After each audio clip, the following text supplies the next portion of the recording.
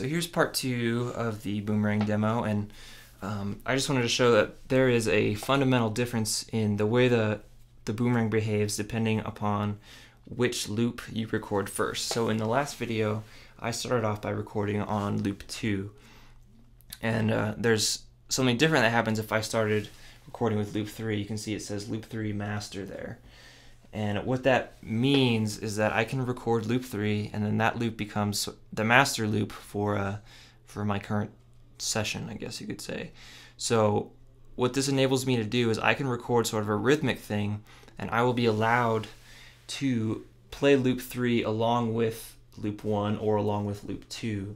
I still can't play loop 1 or loop 2 at the same time, because those are there so that I can do something similar to what I did in the last video, which is have maybe a verse progression and then cue a chorus progression to be played or recorded immediately after that seamlessly, and yet still have this rhythmic thing underneath it. So I'm going to go ahead and record like a 2-bar rhythm on my guitar, and then I'll show you where we can go from there.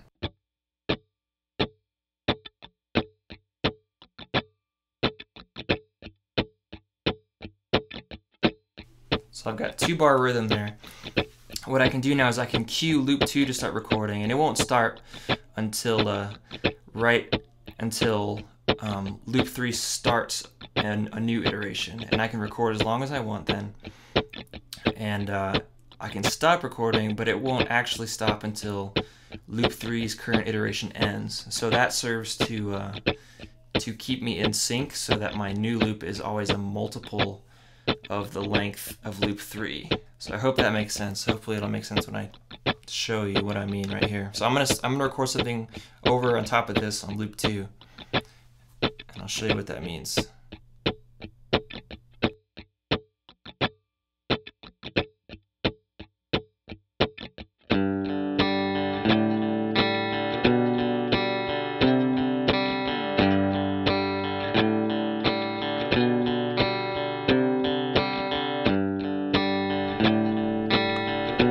Now I have loop 2, which is double the length of loop 3, but they're going to stay in sync, and I can you know, do similar things as I did before. I can turn that loop off and turn it back on. It's going to wait until loop 3 starts over. So there it goes.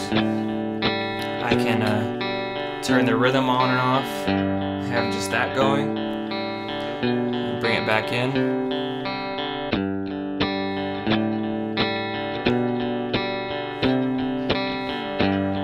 I can cue another section to be recorded.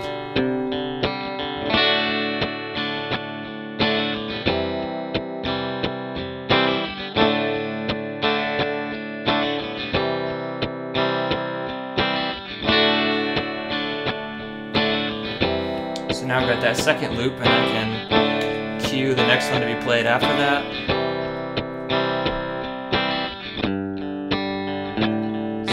Not the cleanest cuts in my loops, that's my fault, but you kind of get the idea. And then, you know, I can bring stuff in and out, you know, same as I did before. You know, and I can fade everything out if I want to, and I can you know, do all the stacking, reversing, erasing that I did before. So yeah, that's just a slightly different mode there. Gives you another option in terms of playing a standard sort of traditional song live if you wanted to, with the whole rhythm and then a song structure. So that's pretty much it for that. I'm going to do my best to get my Boomerang updated to the newest firmware, and then hopefully do another demo of the sync and free modes. And those lend themselves seemingly more to an ambient style. I can have loops playing simultaneously. I can have them play simultaneously but not be synced together, so they kind of go in phase and out of phase, and have some interesting stuff happen. So that should be cool. So hope that gives you an idea on how it works. It looks complicated, but once you get to know how it works, it's actually really intuitive and easy to use. So hope you enjoyed that. Hope that was helpful.